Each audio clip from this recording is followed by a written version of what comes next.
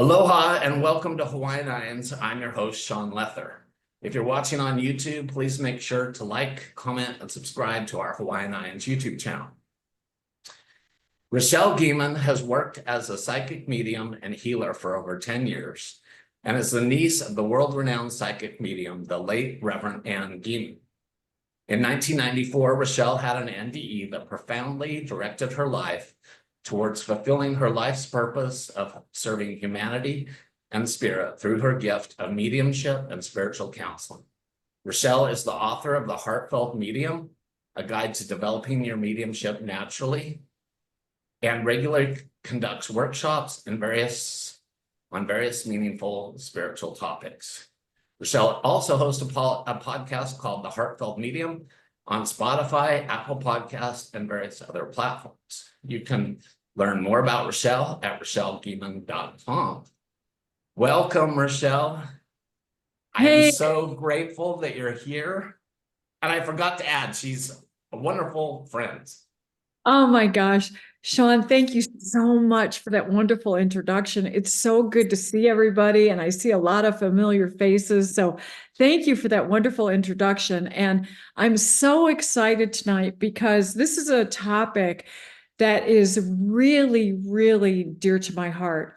And the reason is because, I know a lot of mediums that are really good mediums, or when you get into this work, or even having an NDE, you come back with all these gifts, right? And what happens is, we're as a collective, believe it or not, and I wanted to throw this out here, is that the world is kind of having an NDE, right?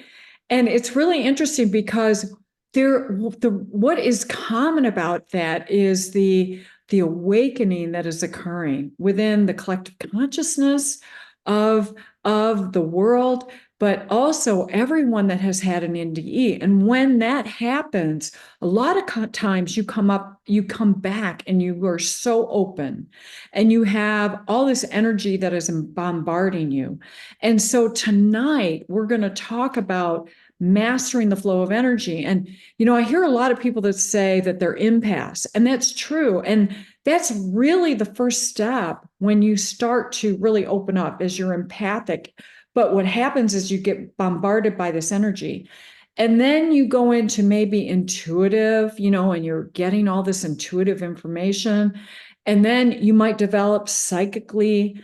And then from psychicness, you might then go into mediumship, and then you start to channel ascended masters.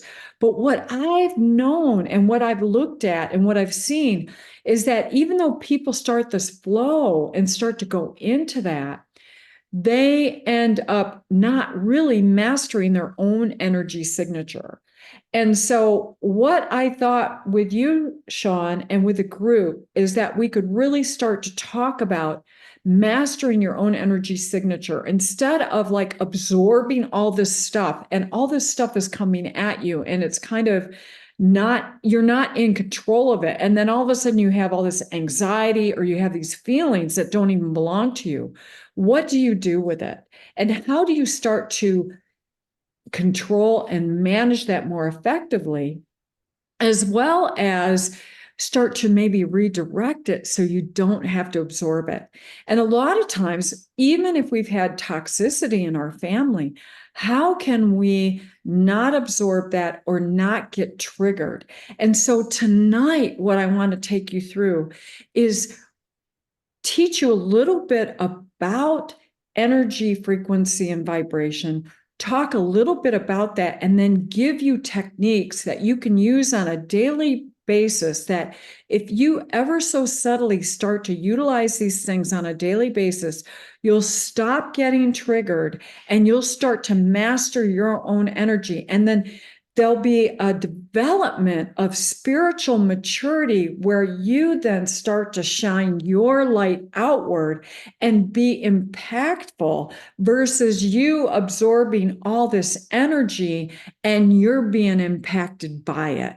So that's the key. We're going to change the direction and allow your light to illuminate forward. And does that make sense? Does that work for everybody? That's Yeah, what, but I also want you to share a little bit, and you can do it later, yeah, about yourself yeah, growing up with a famous medium, sure. Oh, denying your own mediumship gifts, yeah. Oh, accepting your mediumship gifts, and yeah. also the memory about your NDE that you denied. So Oh, yeah. So, okay. but you can share those whenever you Yeah. Well, feel maybe that's like. the introduction. And so I appreciate that, Sean. Thank you for directing the conversation. So, what I want to say is that back in, let's see, I think it was 1994, I had a near-death experience, and I didn't realize it, you guys, until I started hanging out with Sean and the IANDS group. And it was really amazing because I didn't know that I had one, or I guess I didn't classify it as that. And so when I finally figured it out, this was something that was extremely profound that I denied, I buried, and I just started going on with my life. But when I look back at it, it was definitely a course correction in my mediumship, in my work. And so going back to that point and going back to the near-death experience, I was actually married at the time. I was in kind of this toxic, abusive relationship. It was emotionally abusive. And so that kind of shows you where my consciousness was at that particular time. And at that particular time, I was really in deep thought, and I happened to be outside doing some landscaping. And my neighbor, who was actually a nurse, she was actually outside as well. And I was working, I was gardening, planting flowers, and so forth. And all of a sudden, I got stung by this wasp. It was actually a tarantula wasp. And I looked down and I saw it fly off. And the funny thing is that in that moment, I was actually thinking about how do I move on? How do I was very committed to my marriage, and I'm not promoting divorce in any single way, but it was really a tough time for me because I became a shell of a person, and I was truly victimized. Uh, and I was exploring that, I guess. And I ended up getting stung by this wasp, and I had never had an allergic reaction to anything before. I didn't know what was happening. And then all of a sudden, my feet started itching. And I actually told my neighbor. My neighbor was outside. And the reason that was significant is she happened to be a nurse. So I went inside, and this itching underneath my feet, it was horrific. And I put my feet in the bathtub, trying to like have some type of relief in my feet. And then I called my husband, who was used to having, allergies and so forth. He said, and I called him and I said, I don't know what's happening to me. He said, get to the hospital. You're having an allergic reaction. So I went over to my neighbor because I had already told her that I had gotten stung. And she took one look at me and she said, I went over there to tell her, I'm driving myself to the hospital. Will you take care of the kids? And before I could finish my sentence, she said, you are not driving. I am driving. I am taking you. Get in the car. She knew immediately, she took one look at me and she knew that I was in anaphylactic shock. And so she piled the kids in the car and we went to the emergency room. And I happened to be in martial arts, and I also had, I grew up with my aunt in a spiritualist family, which I can talk a little bit about. But what happened was, so I started breathing. I went into this meditative state and I started controlling my breathing. She kept asking me, how are you doing? I said, fine. My throat hadn't closed up yet or anything. And I was able to walk in, and they took one look at me and she said, look, I'm a nurse. She's going into anaphylactic shock. And all of a sudden I said, I'm ready to pass out. And so they threw me on a gurney, and I heard them call out 90 over 50. And that's the only thing that I remember. Now, what happened was so significant is that I had this NDE over 30 years ago. And when that happened, I did not realize what took place. And so when I realized I had this NDE, I actually went to a friend who does regression therapy and past life regression, and she took me in. And I remember there was parts of it that I did remember. But the one thing that happened is that I had this hand come out, and I grabbed a hold of that hand, and they actually pulled me out of the body, and I went into this expansive area. And I was standing there, and I saw three angels. They were by my side. There was two on the right and I think one on the left. And I was in this dark like tunnel. And what was in front of me was this snowy picture. And then the tunnel then turned to orange. But one of the things that I knew in that moment was I did not want to go out like that. And I started talking incessantly because of my spiritual background. My aunt was a famous psychic medium, and I'll get into that in a minute. I knew spiritually where I was at. I knew I was there, and I knew I was in front of Source. And I knew that I hadn't filled my life purpose yet. And I just knew it. And I wanted to raise my son. And I had this flash, like, if my husband did the eulogy, for example, people would be looking around saying, who the hell is he talking about? Because he didn't know me. He didn't know me in the way that I was supposed to show up in this world. And so what came back was I was on the wrong path, and I was given this permission to make a course correction, which I was not going to do. I was adamant that I had made this commitment before God. I was going to get through it. I was going to raise my son, which ended up where I raised my son, but I raised him as a single parent.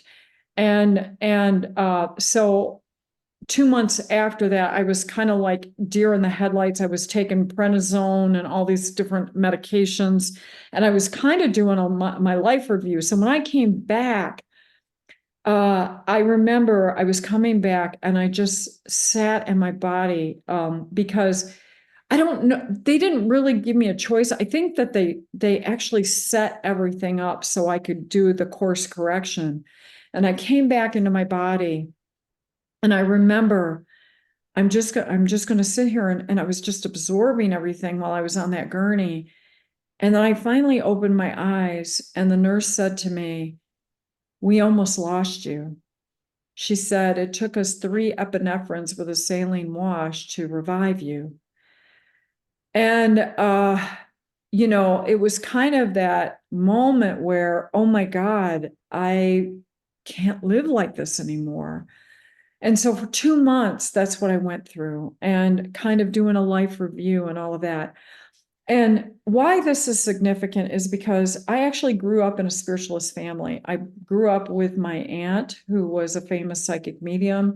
My grandmother put, a pen in my hand and said, "Now sit quietly and spirit will write and do automatic writing and write you a message." And so all of that was really a beautiful thing. And so I was really off course because when I was younger, I was having prophetic visions. I was having a lot of mediumship abilities that were coming through. I also was looking at Rollins College and the paranormal psychic abilities, and pursuing the spiritualist path. And I certainly wasn't on that when I married my husband. And so this was really like a course correction for me.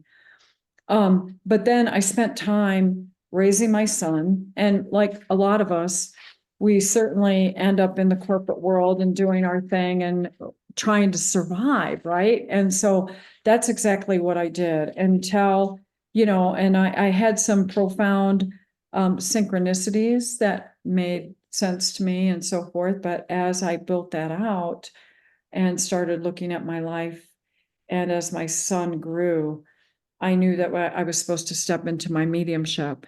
And that's when I worked with my aunt, and we started exploring that. And so I did some training in that area with some very wonderful, amazing mediums. And then I took advanced mediumship. And now a lot of this came natural to me. I just needed to hone it. And I went through a lot of healing. I really believe in healing from trauma, so more of our gifts can come in, and learning to master our energy signatures so we can be more effective and illuminate our life. I don't know, Sean, I'm going to pause there and see if there's any questions, or if you have any questions with regard to that. But that's kind of been my journey. And then I stepped into my mediumship. After being in the corporate world, I felt like I was not who I was meant to be. And when I finally made the decision, I stepped into the essence of who I was, and I started working with spirit, and I brought spirit into everything that I did. I brought love into everything that I did, whether I was in the corporate world or whether I was working with clients, you know? Well, it's So, funny because you read my mind, literally 2 questions that I'd written down. And when I was saying course, I was literally writing down NDE as a course correction. And then you started talking about that. So that's really cool. And I want everybody to know, to pay attention to that, because, many people don't need an NDE as a course correction. Some of us do, right. but many of us don't. So everybody that feels like they were left out, that they didn't have an NDE, it's like, well, maybe you didn't need one. Well, and the other thing is this, Sean, you don't need an NDE for your gifts to come in. Okay, that's what I want to tell, because these people, we come back with these gifts, but not necessarily is that needed to have gifts. We can have trauma from this lifetime that if we just learn to heal and release it, more of our gifts can come in. And that's what I work with my students. I work with, we might have what we call clairs, clairvoyant, clairaudience, where sensing and feeling and where spirit brings stuff to us. We just have to figure out how they speak to us. We all have gifts. We just need to kind of figure out how they're speaking to us. And it's about providing an environment for people to play with that, to explore that, and then working with that one gift. And like, I had a woman, she said, Rachelle, I can't read unless I take somebody's hand. And I said, then take their hand, read them. If they'll allow you to do that, do it. Ask. And so our gifts come in so many different ways. And, Karen Michelle, I was working with her, for example, and I made her get up and do reads at the auditorium in Lilydale as a visiting medium. And she realized, it's like, oh my God, I need the harp, because the harp, I can hear through the harp. So she realized that, you see? So we all have gifts, and they come in different ways. And the key is contribution to humanity. What does that look like for you? And that's what this is all about. Yeah.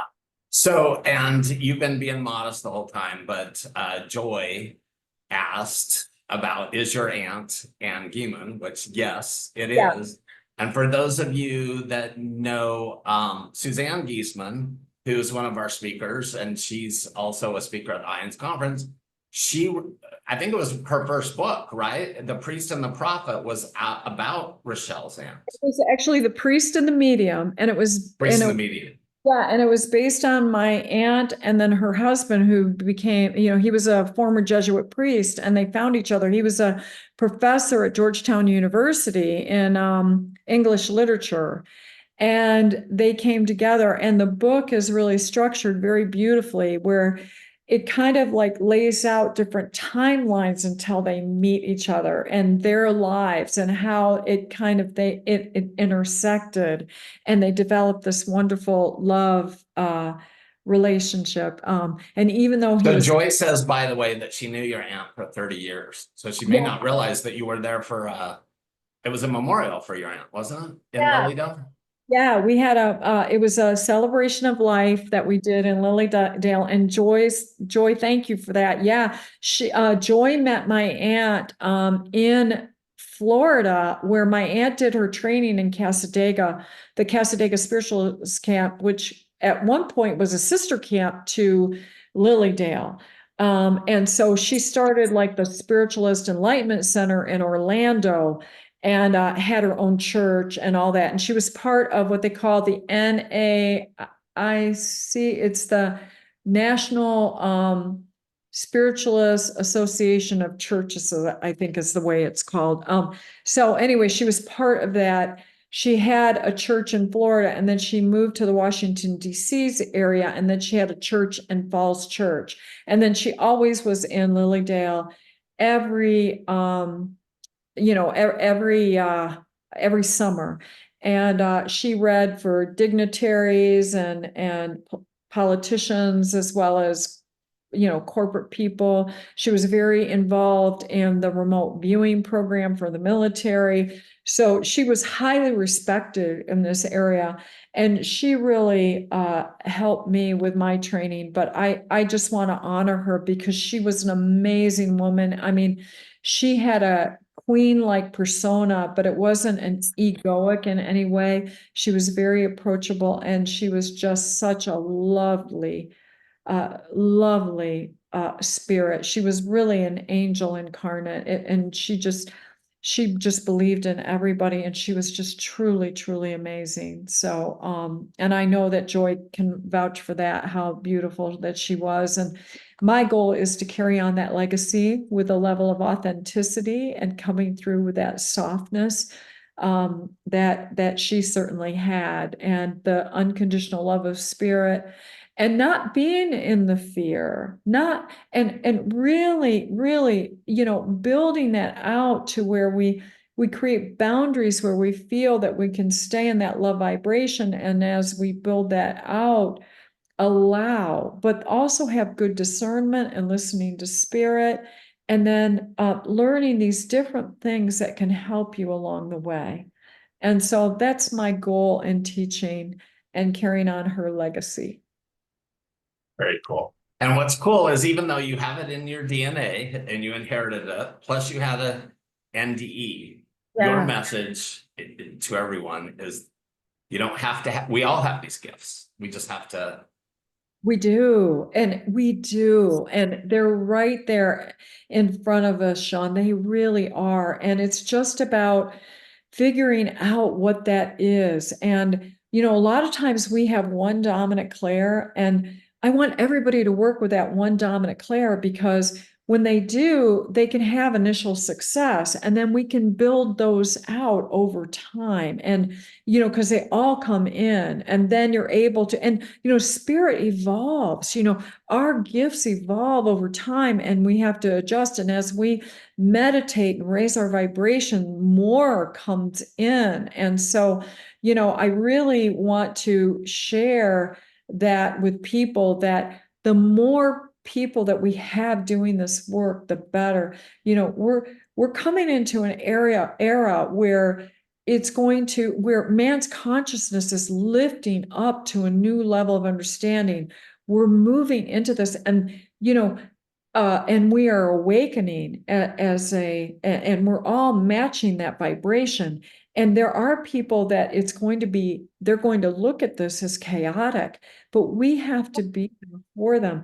And who is attracted to us are the people that have had similar life experiences to ours. And as we've gotten over it, they might still be going through it, and we just bring them along with love. We can see exactly where they're at, and we guide them and we empower them. Spirit always empowers. They never take away from free will. So it's key on how we deliver things to these people to empower them so they can see the path forward. And a lot of times people are confused. They don't know, and we want to bring them along. That's all spirit, and we can help them, and we can, so the more people that are doing this, the better. Awesome. Okay, so let's go ahead and share with us your presentation Yeah, that you wanted to share, and then we'll have more questions. And you guys, as you're thinking of questions, go ahead and put them in the chat, and then we'll ask Rachelle afterwards. Yeah. Okay. Well, I put together this presentation, you guys, because I think this really is kind of, let me put this in presentation mode here.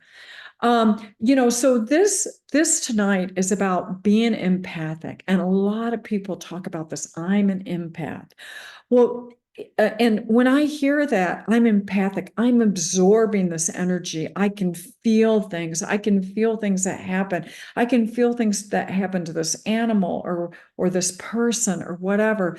I walk up to somebody and I can feel their insecurities, but then on top of that, I might be taking on their energy. And so, what I want to talk to you tonight about is mastering the flow of your own energy and finding peace with that. Because a lot of times, what we can do is we end up absorbing energy and then we don't know how to release it, or we take it on and it's like, I'm feeling insecure. I feel all these different things and I can't and they're and you take them on and it's like, why am I feeling this way? I don't even know why I'm feeling this way. And you're taking it on as it's your own, and it's really not. So it's about releasing that energy, letting it go, and sending it away with healing. So that's what I want to talk to you about tonight. Now, one of the benefits of meditation, and I know that everybody says you have to meditate, and what I want to say to you about meditation, I just want to spend a brief moment on this, is that a lot of people talk about meditation as an exercise in doing nothing. But what I want to challenge you is that it's an exercise in doing something.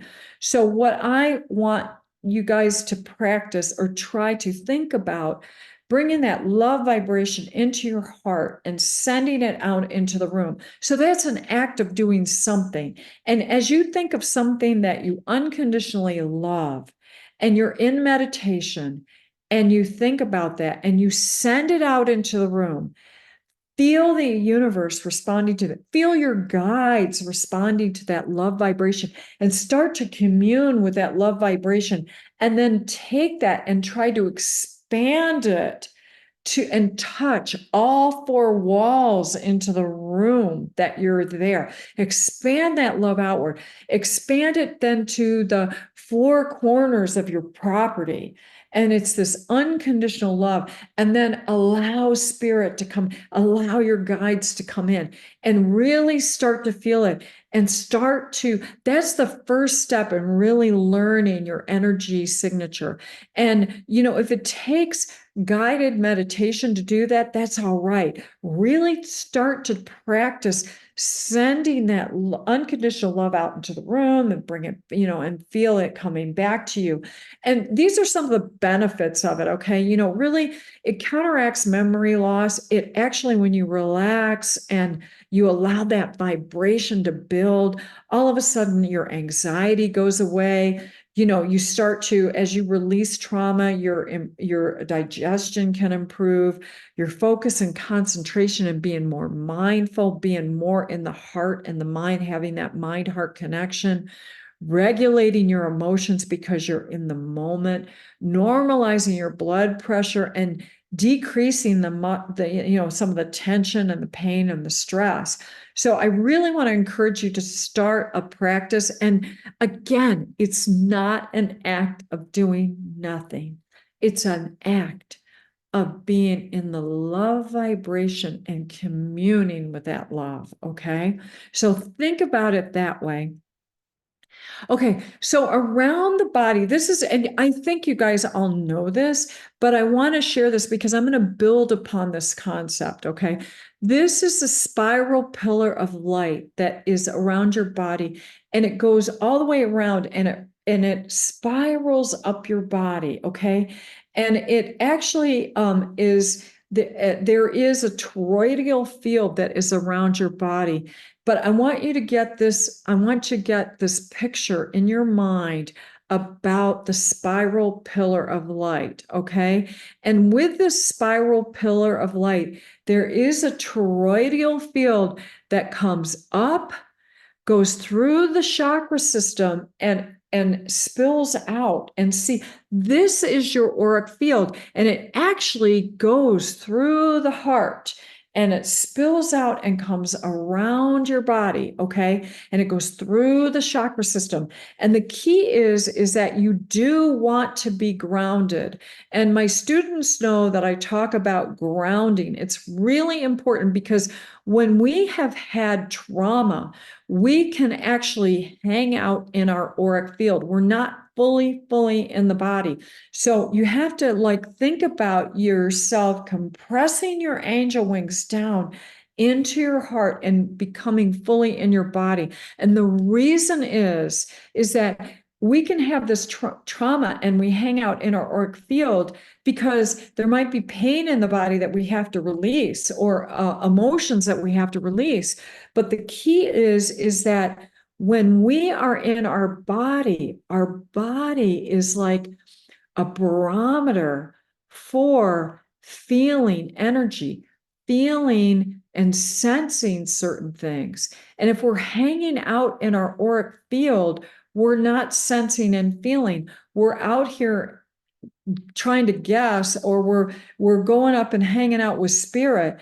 But we really we belong to the earth. So come fully in your body and be mindful. And when you feel this way, when you're hanging out in your auric field, you might be going this way and that way and this way. And you're you could even feel like you have ADD. Bring it all in, and have a sense of belonging right here.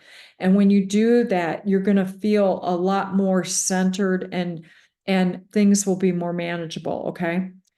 So this is kind of the reason I want to talk about this, is because that auric field, it actually goes out, 6 feet. It can go out even further as you develop and you work with your with meditation. It can go even further, 8 feet, or you can be in a situation where it goes way out there. And what I want to say is that there's layers of the auric field that are here that are also tied to the chakra systems. The chakras, if people are not aware of them, they're energy centers in the body. And they're starting with the root chakra. The root chakra is also associated with the closest part of the auric field, which is the etheric body. It's the closest to the physical body, and it resonates sensations and feelings. And now this is kind of a guide as far as the colors. It's almost like the rainbow. But what I want to say is that it could change colors. For example, one day I saw red in my heart energy center, not green. So they can change colors based on what you're working on.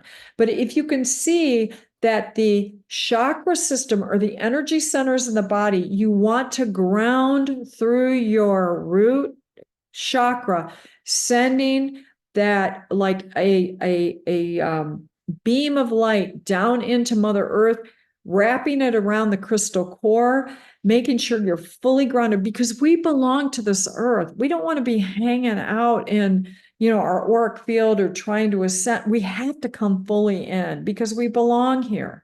And then the sacral chakra is then, if you notice, it corresponds to the next layer, which is the emotional body. This is where your gut feelings, your intuition, your interaction with the world. And then the solar plexus is also the mental body. It can be the logical mind and thoughts. Now, also, I want to tell you that these auric fields are also, this is at a very high level, but they get down into where they have an energetic component to the different organs within the body, as well, as far as regulating certain things. So if you have a block in some of these areas, they can also cause blocks in some, in your organs as well. So this is really at a high level, but as you can see, all these different chakra, or the energy centers, correspond to the different layers of the auric field, where the top one is the connection to the divine through the crown energy center. So, Sean, and I can give you this presentation so people can, review it, or I can put it, kind of on a link so people can see it and so forth. And, but I just want you to know that these things are corresponding with the different energy centers. Now, we can have certain blocks in an area as well. Like if we have like a family of origin where there is a wound there, then, through meditation, we can actually clear that wound. And then all of a sudden that chakra will open up. And I've had it open up like a fire hose. And all of a sudden, it hasn't shut. Now, I had a situation with a family, a wound. It was a core wound in my solar plexus area. And I would open it up and it would shut open. My brother came to visit, and all of a sudden, like all these multitude of circumstances happened. Bottom line is when he left, all of a sudden, it went like a fire hose and just opened right up. So you just never know. And you can clear these things, like I said, in meditations. There's some wonderful meditations out there. And a lot of times you don't need the stories behind it. It's just really pulling it out, either sending it to Mother Earth for healing or sending it to Source for healing. I never send anything away without sending it away with healing. That's very key. So remember that if you ever send stuff away, you want to send it away with healing. Okay, so we were talking about the spiral pillar of light, right? And the spiral, this energy field moves up and down. And so we go all the way down, we connect with Mother Earth, and we go all the way up, and it connects with God's source. And the key is that things can get served up in our auric field. All of a sudden, we might have some past event, whether it gets stuck in the body or it could actually get stuck in the auric field. And as it's spiraling up, it's like, oh, wait a second, there's something there that I need to look at. All of a sudden, like, where the heck did this come from? I thought I resolved that issue a long time ago. But it's staring at you in that auric field. And the key is if you can look at this thing, instead of responding the same way you did before, respond to it differently. Go to neutral, look at it from an observing. Everybody has an observer within them. That's the higher self. Look at it from an observing point of view and transmute it. Send it love. Send it love. When we talk about forgiveness, it's not about giving something to a perpetrator. It's about this thing happened and this energy connected to it. And it's about you releasing the energy that is attaching you to it. And you release it and you let it go. And that belongs to them. It never belonged to you. So releasing yourself from it so you don't get stuck and you can move forward. Okay. So that's the key. So as these things come up, this is how healing can occur. Okay. I might pause there, Sean. I mean, I'm going through a lot of information. Are there any questions regarding that?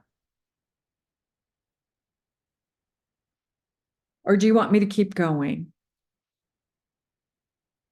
So Katie asks, and yeah, if you guys want to ask questions during, please put them in the chat. So Katie says, some say each layer has its own set of chakras, or the chakras exist on multiple layers. Yes. What do you think of this understanding? So, okay, so chakras exist and yes, they do.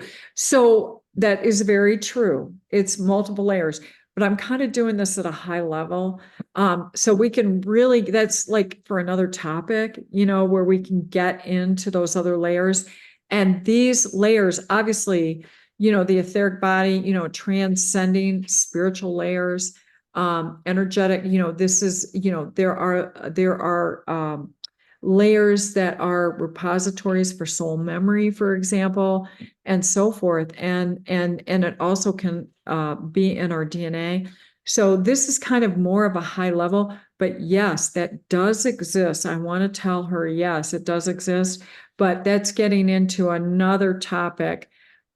This is kind of just touching on this so we can understand how we can then release the energy that doesn't belong to us. So yes, we could do a deep dive into that for sure. And that's kind of another topic. So I don't want Yeah, and just to let everybody know, we're gonna do something again with Rachelle in September after the IANDS conference. So you can all look out for that, sign up for the newsletter, and then we'll go into a deeper dive about all this.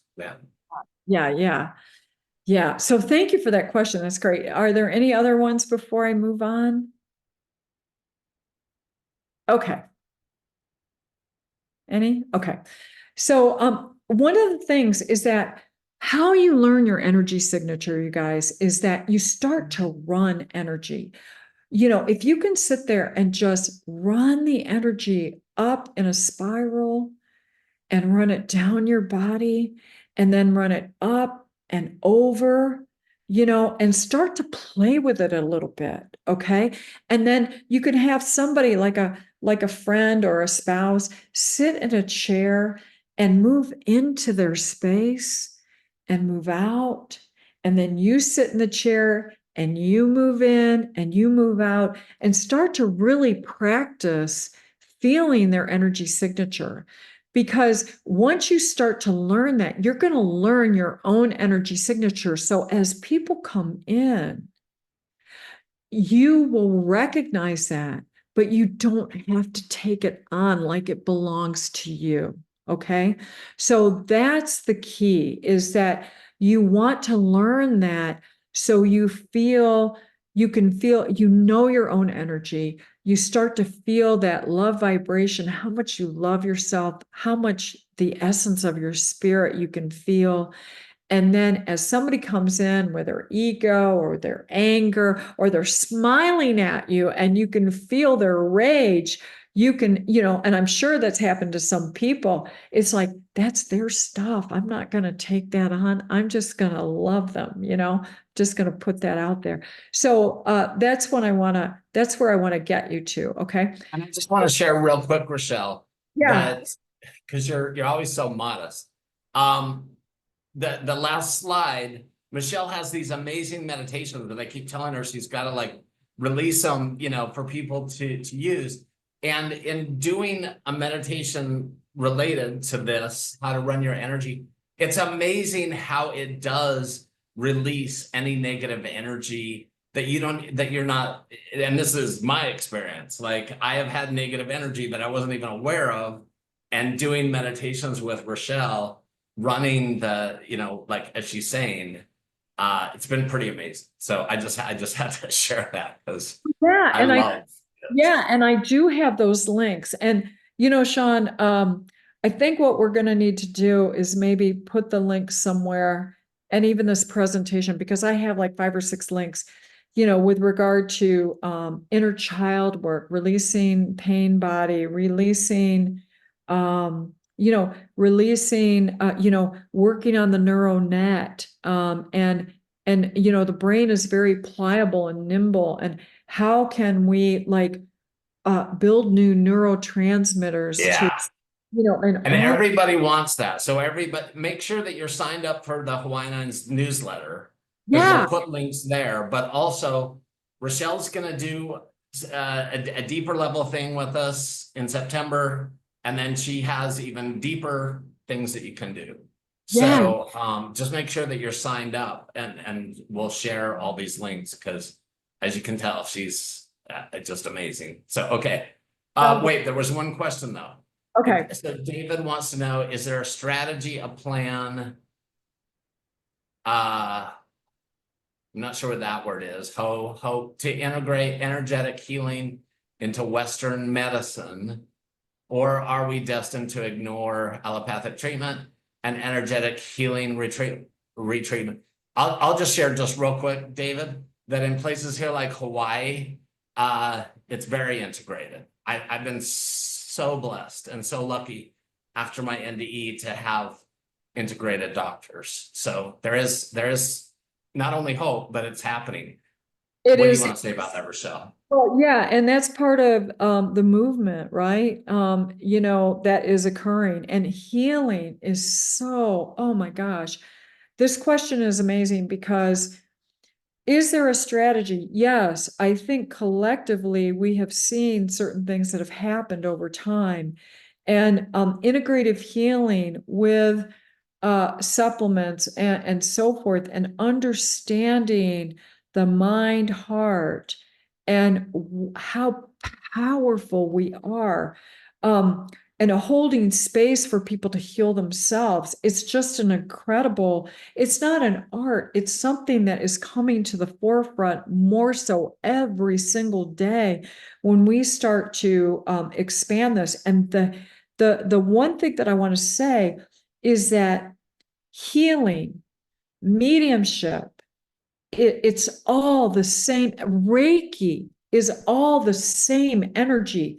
And so as far as the strategy, I mean, it's being more and more accepted. Reiki is now being more accepted. Nursing with healing hands is being accepted.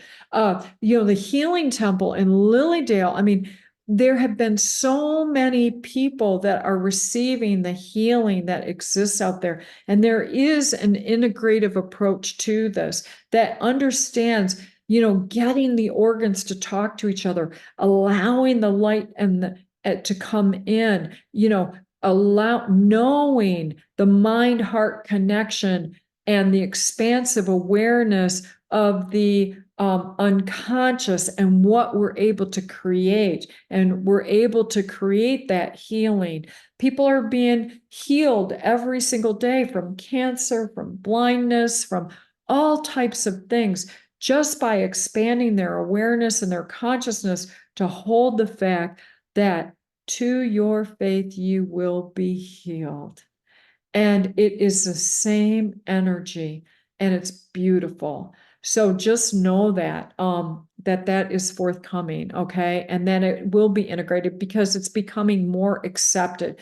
One of the things that's been happening is that with religion, and we kind of put God in a box, right? And it's like, well, why don't we take him out of the box and allow our consciousness to be expanded to a new level of understanding and allow it to evolve to this new level, to the creator of this metaverse that's out there and all the different things that are available. So I think once we start to harness all of that and understand those energy, frequency, and vibrations, we are going to be doing that. We are so powerful, not only individually, but collectively. So just Real quick, Rachelle, so somebody wanted to ask about the toroidal flow, and does it go clockwise or counterclockwise? And also, I'm putting in the chat for people who want to know more about that. There was an amazing movie, even though this IMDb, it calls it propaganda. It's really not. It was called Thrive, and they've had three sessions, but if you go, you can find, and they explain it because it's heart math. But can you just explain or answer her question? Does it move clockwise or counterclockwise? Well, it's interesting because it comes up through, right? And there's this net around you. And actually, it does spiral up in a counterclockwise fashion. Okay. But you have the ability to actually go the other direction, and you could run it at the same time, going both ways. You control that. So it's kind of cool. But as it spirals up, it goes in a counterclockwise direction.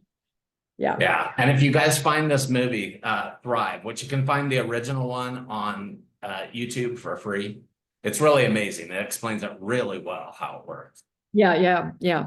So, hey, I just threw this up here really quick. This is kind of like, the chakra systems are like the color of the rainbow or the energy center. But again, what I want to tell you is that these chakra systems, can change color based on what you're working on, based on what you're releasing, and so forth. And so you do have the root chakra, and this is really, where things come in. It's your movement of life. It's where it's your basic needs and so forth. And it's you use that chakra to ground. You belong to this earth. And a lot of times men and women do ground differently. From my understanding, women tend to ground in the womb, where men, might, and it's really, I don't, there's no hard and fast rule. I ground with my feet. I actually see roots going down into the earth from my feet, and I'm putting that in, and then I'm drawing energy up from Mother Earth. So I ground with the roots going down from my feet. And then, the sacral chakra, again, all these different things that it's responsible for as far as,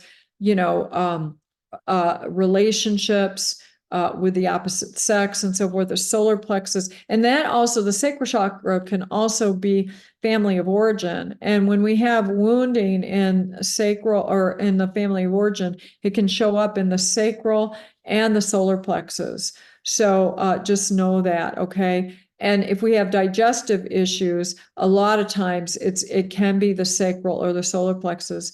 And then the heart chakra, the one thing that I discovered that I want to share with you guys is that the heart chakra is, it's unconditional love. But if we've been hurt in a lot of ways, I realized that we could actually have almost a steel trap door on the back of our heart that we don't even realize that is there. And so in meditation, you can scan your chakra systems and see, well, my heart was totally open, but all of a sudden somebody mentioned the back of the heart, and I went back there and there was a steel door, and I felt like that there were arrows in the back of me, and I blew that. It was like blowing the hatch open, and I took that steel door off my heart, and my back ached for over a week.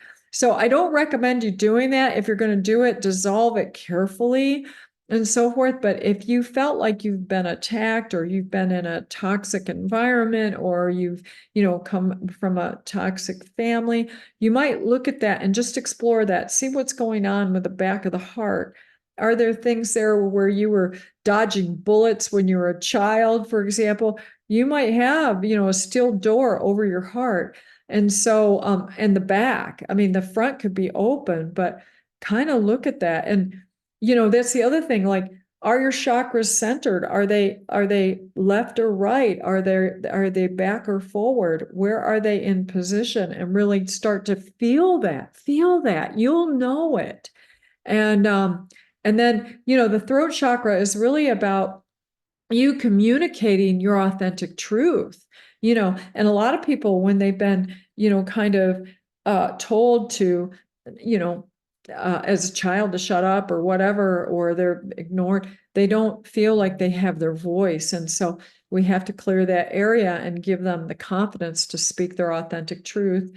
And then, kind of going into the third eye and opening that up. All these are like muscles. So when these open, it can ache. I just want to let you know it can ache. So just to let you know that it's like a muscle. And then the crown chakra is where we connect to the divine source, and we're running that energy, through, and everything gets connected. And I always thought that the highest vibration was the love vibration, and I was told that for many years. But one of the things that maybe explore and see if this resonates with you is that I found the vibration of authenticity.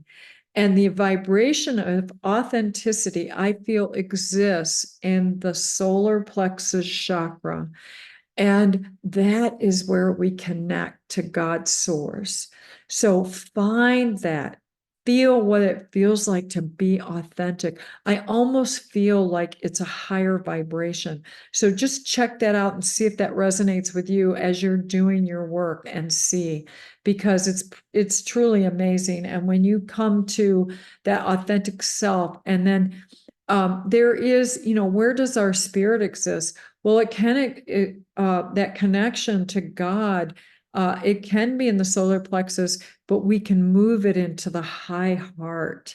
And then when we move it into the high heart, we're kind of in this place where it's really protected and it's fully loved, and we become fully whole within ourselves.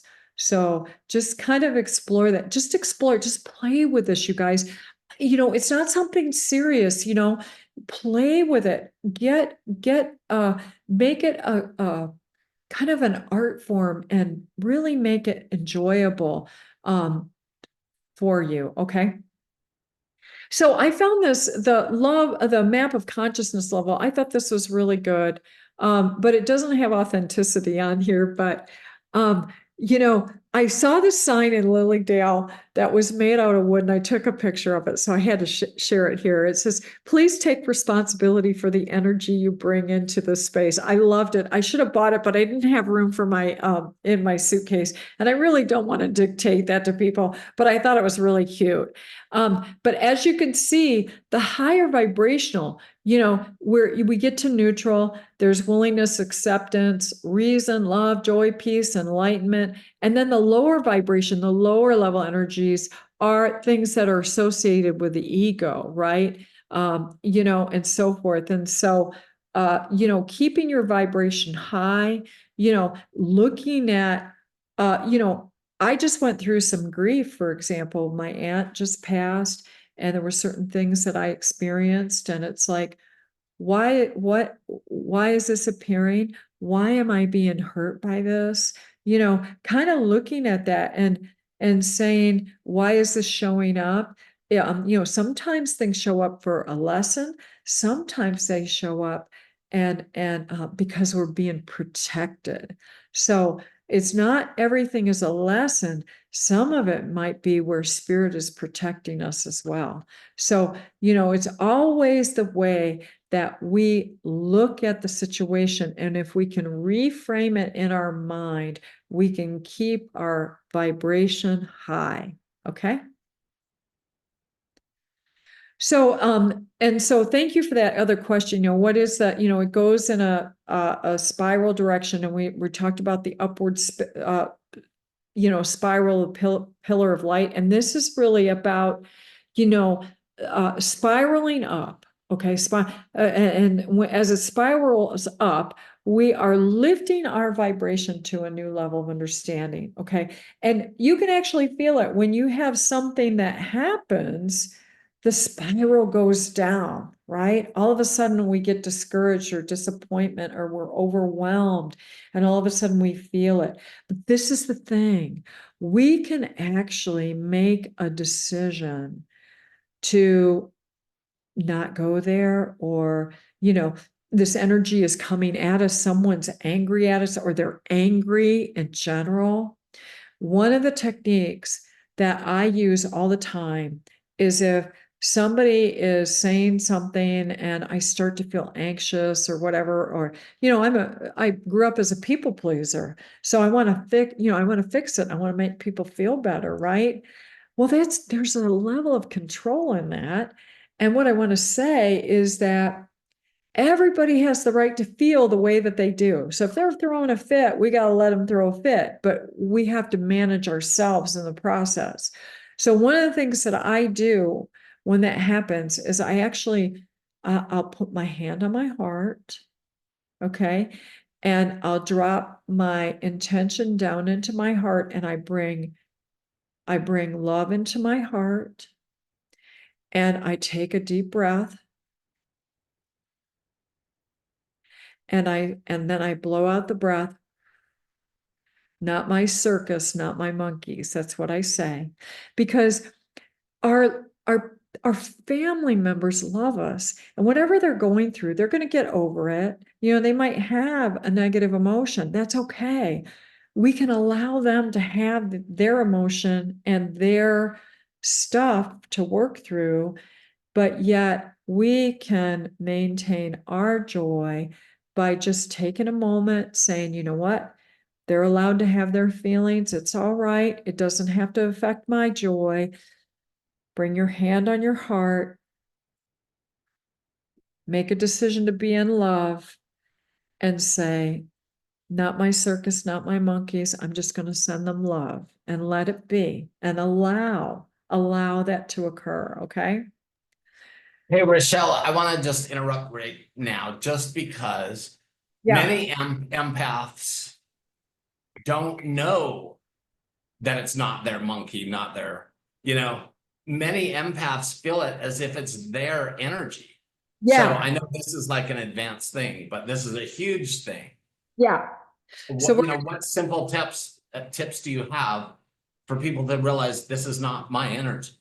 right. Okay. So let's talk about that, because it's really a great question. And probably I should have shared this last, because we're going to get into that right now. So, okay. So the key is that we're directing energy, right? We're directing it. So, I'll give an example. This is what happened to me, you guys. I was sitting in a conference room for work, and all of a sudden, and I had mastered my energy, right? Okay, so somebody comes into me and they're coming into my space and everything, and I'm feeling all their insecurities and stuff. And it's like, so what I do is I, do that spiral, right?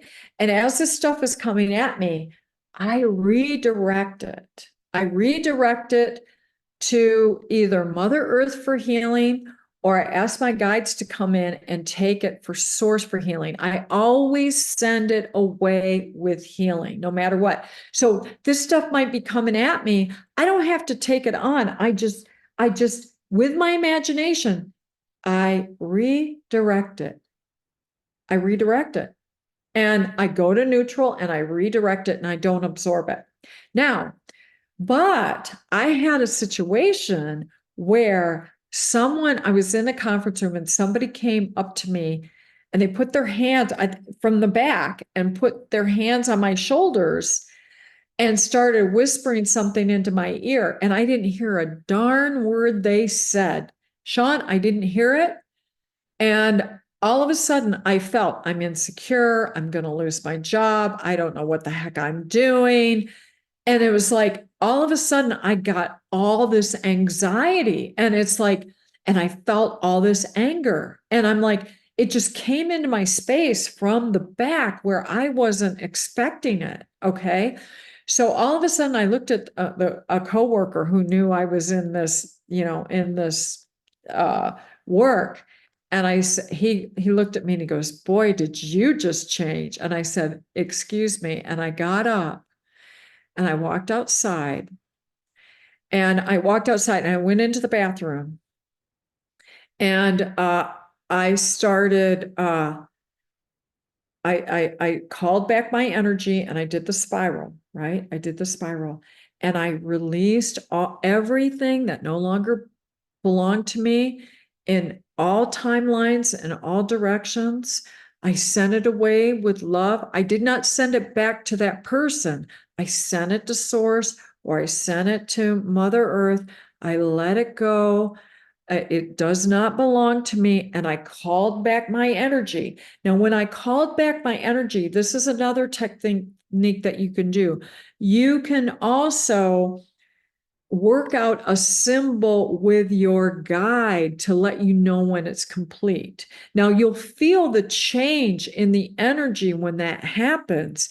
But what I worked out with my guides, and you guys can use this if you want, if it resonates with you, when I know my energy is called back and I'm back to the completeness and the wholeness of who I am, I see a dove with an olive branch going around me in my imagination. Then I know my energy is complete.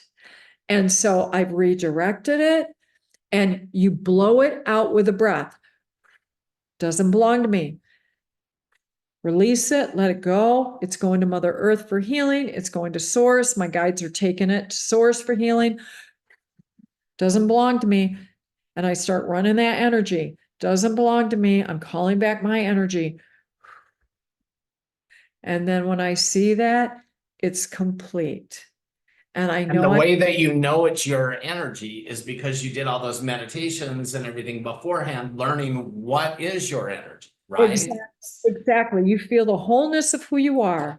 You feel the wholeness of who you are.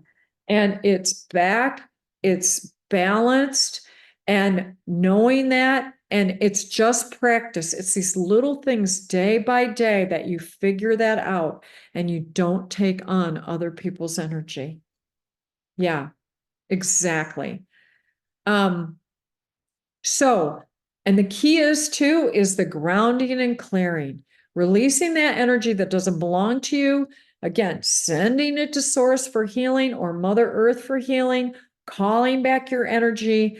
And then where you can do this is what they call grounding and clearing.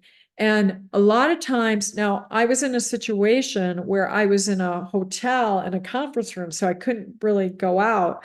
But a lot of times I'll go out into and take my shoes off and stand in the ground and release. I literally feel the energy going into Mother Earth, releasing that electrical charge for her for healing. And you can even imagine a hole in Mother Earth where, and you can even do it in a hotel room or whatever. Just imagine a hole with pink light of unconditional love that opens up and just throw everything in it. It doesn't belong to you. Everything the intention of this doesn't belong to you anymore. Just give it to Mother Earth for healing and call back your energy. But I will go outside and stand in the bare feet and release it in that way as well. Okay. So grounding and clearing is it's clearing your energy field. And you can also in the shower, you can do the counterclockwise with every chakra, whatever is not of the love, whatever is not of light, what is not that is there, that is not for my highest and best must leave me now. And if you want to say in the name of Jesus, you can do that. In the name of Jesus, this is all gone. Nothing but my highest and best is allowed to be here. And you just clear it. And you can clear it every single day in the shower. And you just, do it right in front of you. And do that. And it's clear and you feel good. And for So those of us in Hawaii, I like to send it to Hawaiian crater in Kilauea. Don't yeah, send it to the oceans though, right? Because the oceans are already polluted enough. right. Yeah. Oh gosh, standing, in the sand and all of that. And, whatever, there's places on this earth, like you said, Sean, that is very high vibrational, and they are here to serve us and to love us, and the love that is there for us is so incredible. So, one of the things that I want to tell you, the voice vibration, every soul has a soul signature, and the vibration of your voice is actually energy. And so when you speak, there is a vibration to your voice. That's why when, I can do psychic reads or mediumship reads, and all I have to do, I don't even have to see you. From the vibration of your voice, I can connect because that's a soul signature. But what our mind does, it's really like a coagulating agent where it wants to group things together. And what the mind does is that it will internalize things and think that this is what you actually want. So we have to be mindful of what we're stating. And so our thoughts, plus our voice can create reality. So when you say things that I'm going to say, cancel, like, oh my God, I was so stupid in that, don't say that. Just laugh at yourself. Don't say that because you're saying, I am stupid. I don't want you to say that. You are cherished. You are loved. You are so loved by spirit because of your uniqueness and the gifts that you bring. I want you to know that you are supported. You are enough. And the other thing is a lot of times we don't have to figure out the how. All we have to do is give gratitude for the outcome that we want, and spirit will figure out the outcome. Let them figure it out. We have a whole spirit team behind us. So, be mindful of what you're saying to yourself and correct yourself. If you hear this stuff come up, one of my mantras, I'm going to say this, I'm going to tell you guys, I was there at one point I used to say, cancel, cancel, cancel. I used to say, I am defective. Can you imagine what I did to myself for many, many years?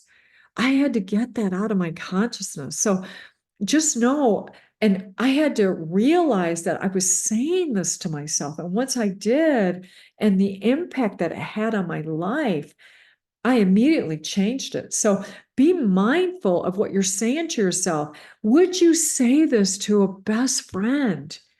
And if you wouldn't, then what would you say to a best friend? You would encourage them, you would support them. And so just know that, okay? Start to talk to yourself in a loving manner, okay? Um, so, really transcend the mind-heart connection, There's this quote in the book, it's called Dialogues of the Master with Paul Twitchell. It was a book from 1970, and it says, you have to pass the mind to reach the spirit. And so this is about your energy signature, and it's time to step into the essence of who you are. And we're running around protecting ourselves, closing off our hearts, and then we're expecting love to walk into our being. Well, that's not going to happen unless we open up our heart and we start to trust ourselves, put healthy boundaries together, and stop absorbing all this stuff, but really from an emotional and a spiritual maturity level is start to illuminate our light forward. Okay. And so again, this is the toroidal field, getting back to that. What are we putting out in our field, right? And again, I just want to kind of go over this a little bit because I show this in my mediumship class, is that, we are all one. We are not separate. And we're separating ourselves through and the flow of spirit when we get into our left brain, when we get into our logical thought, or we think that we're unworthy, or we're anxiety, self-worth. We have these limiting beliefs. So we put these things in a box to try to figure it out. Well, what I want to do is get you more into the right brain and allow spirit to come in and be in the flow of spirit. Allow yourself to experience spirit through your imagination, through the flow of energy, becoming more aware, expanding your consciousness to a new level of understanding, and trust that part of you. We've been trained to trust our left brain, and spend time just parking it and seeing what happens, okay? So the ego, or okay, so if you see this, I want to show you this, guys, because to really explain this, there is the true essence of our spirit, okay, which is in the middle.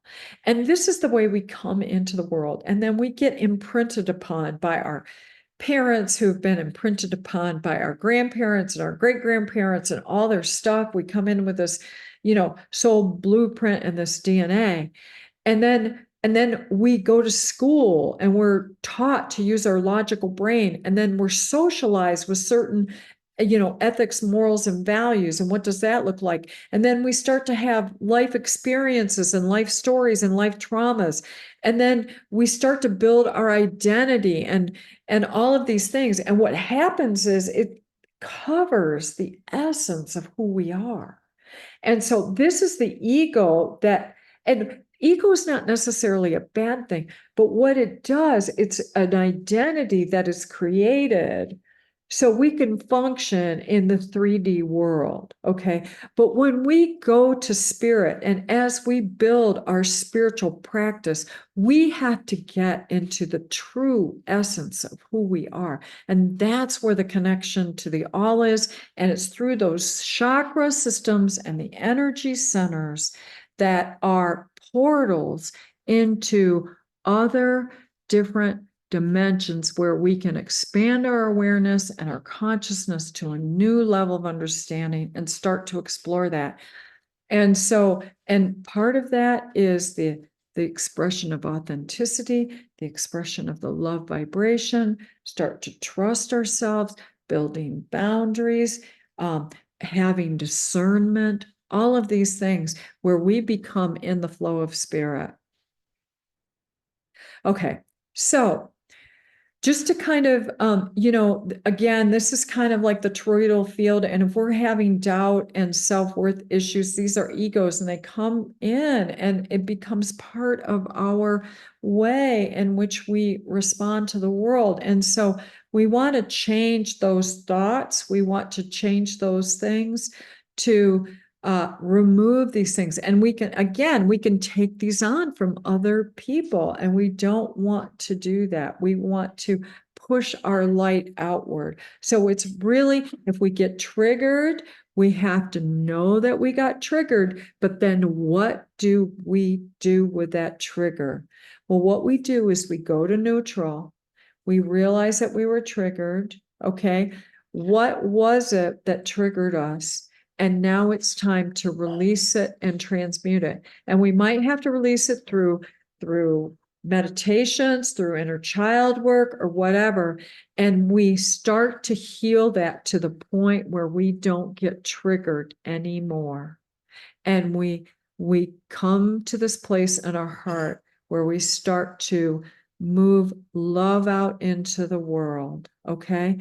And we illuminate that spiritual maturity where we press our light out versus absorbing all this stuff from the world.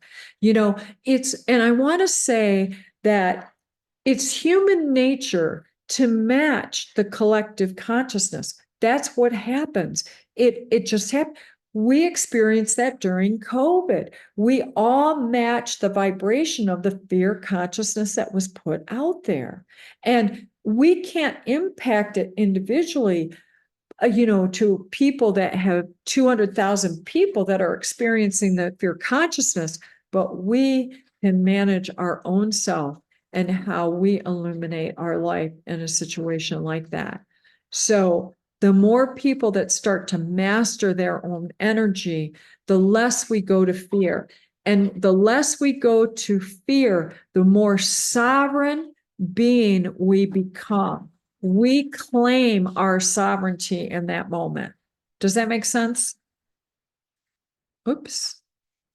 So again, what I recommend is start to play with your energy, feel it. Who am I? Feel what you're made up of. You're God's source, the essence of your spirit. Start running it up and down, back and forth. Start to explore the heart. What's going on with that heart chakra? Is there something in my throat chakra that is not allowing me to speak my authentic truth? And sometimes we don't even need the stories behind it. It's just about releasing it and sending it to God for healing. And we start to practice saying our authentic truth, okay? Or practicing from the love vibration and pushing that outward, okay? And I know you guys can do this. I was the biggest person of absorbing everybody's energy. I felt like I was, oh gosh, I had so much anxiety, you guys, you wouldn't believe it. But I was able to, through these different techniques on a daily basis, working through this, and I was able to master my own energy. And I can utilize my body as a barometer. And this has helped me with my psychic, my mediumship, being empathic. And now I'm impacting the universe with my energy versus absorbing other people's energy. Does that make sense? And that's all I have tonight. I'm going to stop sharing and take questions. Okay, so the first thing to make really clear, even though you already did, is that we have to know our own energy. And this is one of the many, Rachelle's like such a great teacher. That's why I'm so excited that she's here for all you guys. We have to know our own energy first. Otherwise, we mess with everyone else's energy. Exactly. Know your energy signature. Know how beautiful and wonderful you are and how much you guys are loved. You have no idea. And how we are so respected. You have the essence of God within you. Feel that. What does that feel like? Start to peel off all this stuff that has been imprinted upon you. What is it? Who are you? It's so Yeah. beautiful. And I don't know who said it, but somebody said like 97% of the thoughts that come into our mind aren't even our own. But many of us don't know that. Right, exactly, Sean. That is so true. And that's the other thing too. I started exploring this stuff, and it was like I had all these expectations, for example, like on Sunday dinners and all this other stuff. And I thought, wait a second, is this my expectations or are these my mother's expectations? And I started to look at that. Are those mine? And am I making myself miserable and, family that won't come over because it's Sunday? And you know what I'm saying? It's like, who made up this rule? And what can I do to where it's more coming from me and what I want for my family and not putting pressure on everybody else and so forth. So I started exploring all that, who does this belong to? Does it really belong to me? You know? Yeah. Yeah. And I think, at least for me and many people I know, that's the hardest part. Because we Yeah. immediately, something happens and we realize it, well, that's a secondary thought, like that it's not us. And so I Right. just want to answer Victoria C, who wants to know if these thoughts are our own. Whose are they? Well, it's like we're like a giant radio. So we're picking up everybody's thoughts Well, in this room, well, let's explore that for a little bit. Okay. So one of the biggest influences on all of us is we have up to 32 generations that are imprinting upon us. Okay. Think about that. And I learned that from, believe it or not, Dave and Maria, who, all this stuff, we don't need the stories behind it, but they're there. And, they're there and we have to pull them forward. And they might be generational. There's stuff that got imprinted on our parents that from grandparents and great grandparents that don't even belong to us. I mean, just think, when I do a reading, for example, of someone who is Jewish, they have a lot of trauma that is in their DNA. And it is generational and it is there. And what do they do with that? I mean, I can feel it immediately, and Catholic guilt. Oh my God. As soon as somebody walks in, I can tell they're Catholic because of the guilt. Where is that coming from? I'm just smiling because we could go on for hours. Right. Yeah. But we don't have hours. Yeah. But we are going to do more.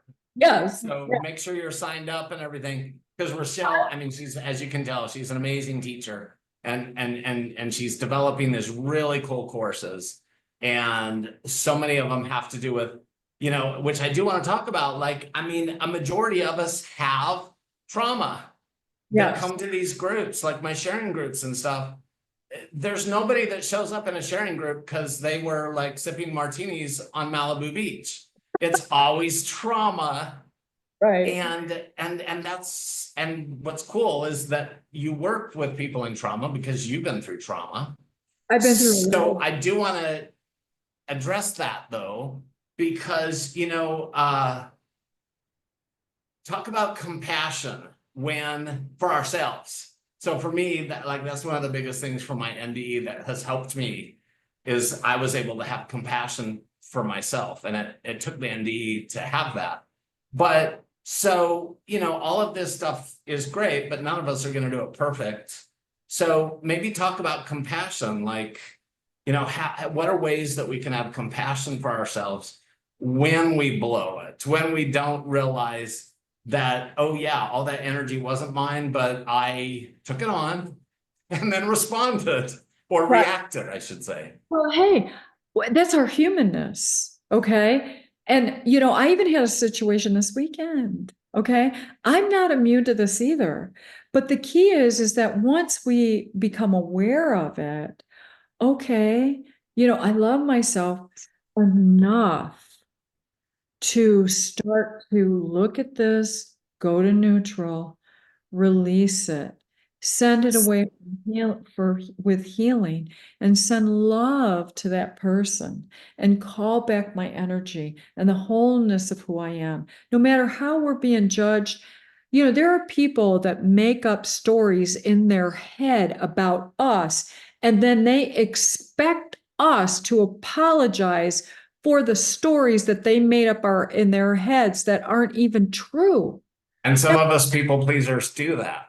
Exactly. And it's Find ourselves apologizing because we got cast in a role that we didn't even exactly realize we were playing. Exactly. And that's their stuff. It does not belong to us. Okay. And the thing is that yes, they're important to us and everything, but at the same time, we have to get to the point where we're compassionate enough about ourselves that is this relationship worth it? And we have to begin to love ourselves and just send that person love and healing. We might have to dissolve cords and for timelines in all directions, and just release it and let it go, because they're holding us back to expanding our consciousness to a new level of understanding. And we have to be comfortable in being compassionate to ourselves and releasing that, knowing that there's going to be new people coming into our lives that are going to match the new vibration, that are more compatible with the new person that we are becoming. And it might take a minute, and that's okay, but we'll have the support there. We will. And what I believe, and yes, having compassion for ourselves and understanding that, but also a lot of times we are building that spiritual muscle in what I call non-cognitive therapy or guided meditations that will help with the healing and the releasing of all this trauma. It's really important. And you guys, healing is so important, because when we heal these things within us, we release them, more of our gifts can come in. The more we can contribute to humanity, the more we can be of service to humanity. That's the purpose and the goal of all of this. It's getting out of our ego. And it's not that ego is a bad thing. I mean, come on, I have ego, right? I got my nails done and I've got makeup on. Okay. So obviously I have a little bit of ego to be saying this, or but my point is, and we need that in this world, but there are human constructs that when we start to claim our sovereignty, and we start to change our relationship with, for example, money, and we look at that in a different, and that's a whole nother dialogue and discussion about that. And we start to realize that we can direct these things, that these things are there for us, and we can direct the energy with anything to what we want to accomplish. And we be open to the universe, to the way that it comes to us. That's what I want to say. Okay. And I really encourage everyone to feel the essence of who they are, because you guys are so amazing on every level. And also many of us have the other side of the ego. I'm not good Which enough. is not, I'm right. I'm not good. Not good enough. Yeah. I don't deserve these messages. The messages that are coming, it's like, oh, that's meant for somebody else. That's exactly. And that's the thing. And Okay, so I got to admit, I had a spiritually transformative experience, and I'm going to share it with you guys. I never felt good enough. Never. I always tried, and I always felt like I missed the mark every single time. And I had an experience where I was out in Mount Shasta, and I had this ascended master come in, and if I could just bottle this and give this to everybody, he said to me, Rachelle, we love you. And he kept saying, we love you. And when he said, we love you, and he said it over and over again, what he was saying is that we don't care what you do. We love your being and we love you so much. And what I knew in that moment, it was like, it wasn't just me that they loved everybody that way. And it was so overwhelming. You guys have no idea how much you're loved. And if you could just try that on, you are good enough.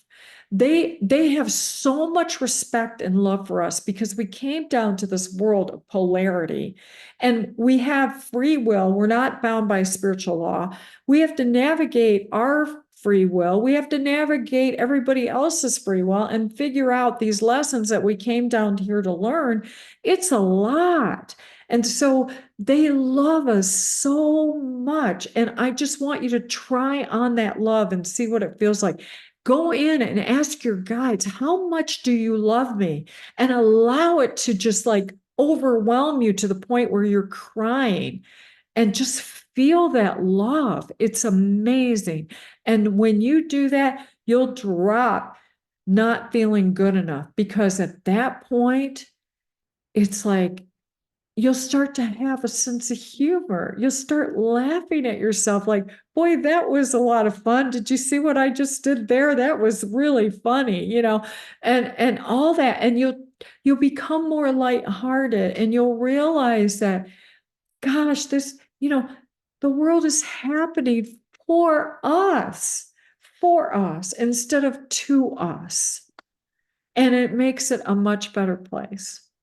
Yeah, and the biggest thing is when you hear those thoughts, oh, you're not good enough, oh, those messages are not real, to let those go. That's the opposite of it's ego, but it's the other side that is telling us. And in my experience with people in our groups that are having all these experiences, most of us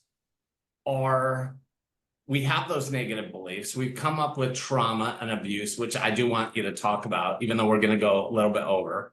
But I do want you to talk about that because that's a huge thing that many people don't realize is, and oftentimes it's this trauma and abuse, whatever you want to call it, that actually brings us to those awakened moments. It does, yes. Well, first of all, Sean, one of the things that you said, I don't want to gloss over this because I think everybody needs a technique about when you hear these thoughts and just letting them go. One of the first things that I did in my journey was I named the person that was calling me defective. I named the person that said, you're not good enough.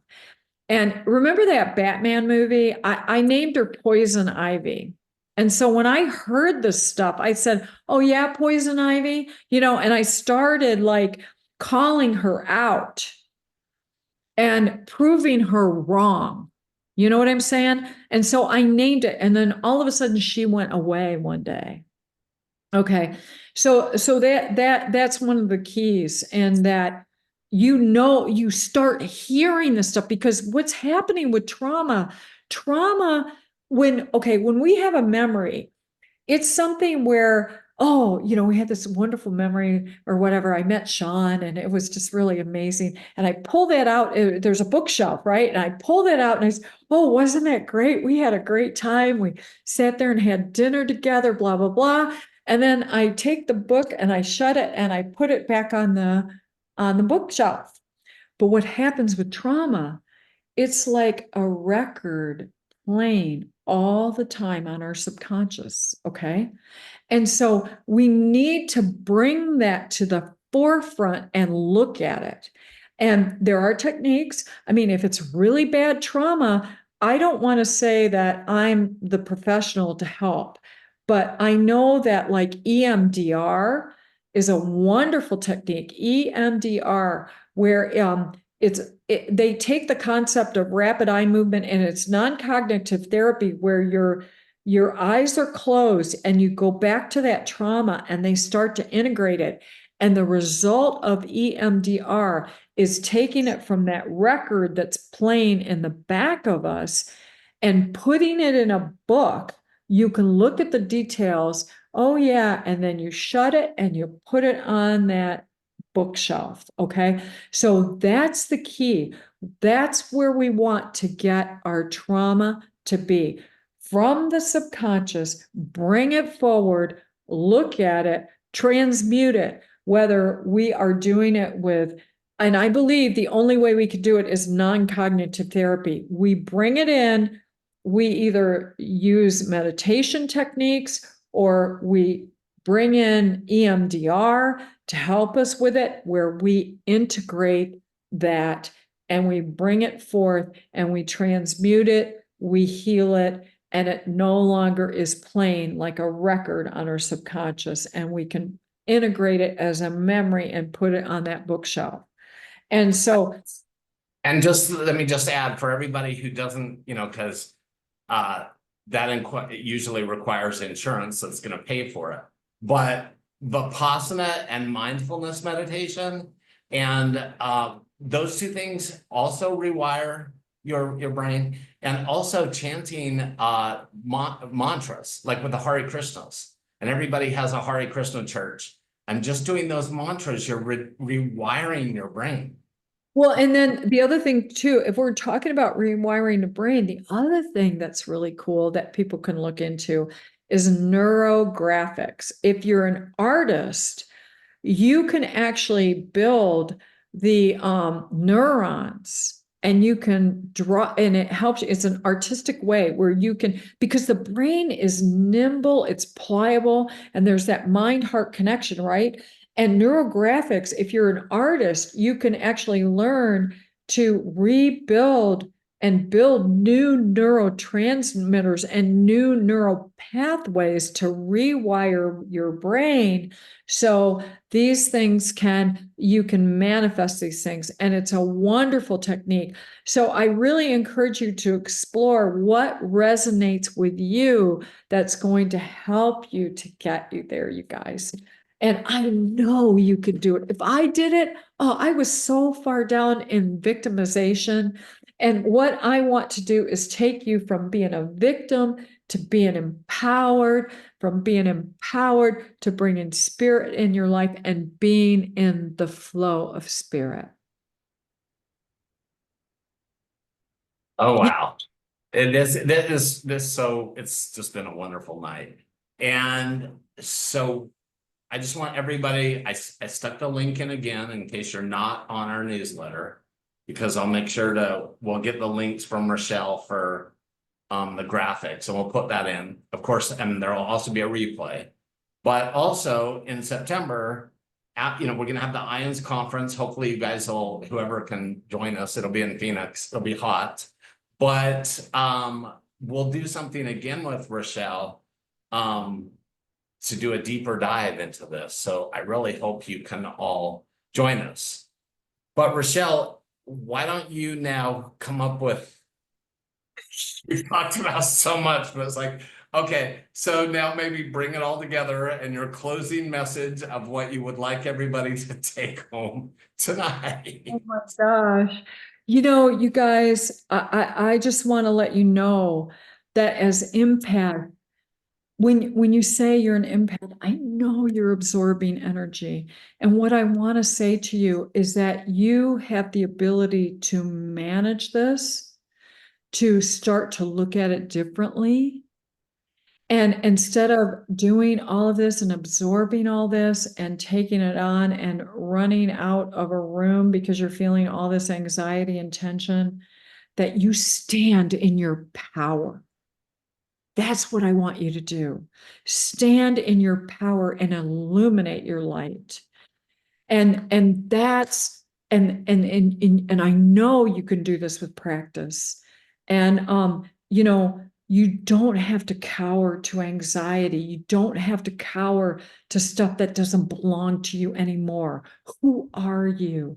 You are a light. And I want you to walk into that room and I want you to shine it. And I want people to feel your love and you impact them versus them impacting you. So if you can think about that, you can do this. I know you can. I mean, I know. And when you do that, you're going from being victimized to being empowered, and then spirit can come in, and now you're in the flow, and now you can contribute. You can allow your gifts to come in, and you can be of service to humanity because you are no longer being swayed by the energy that's coming in. You have complete command of who you are. Beautiful. And I put Rachelle's website in, so if you can't wait till September, you can contact her now. She does readings. She has a free mediumship circle every Sunday that you can practice.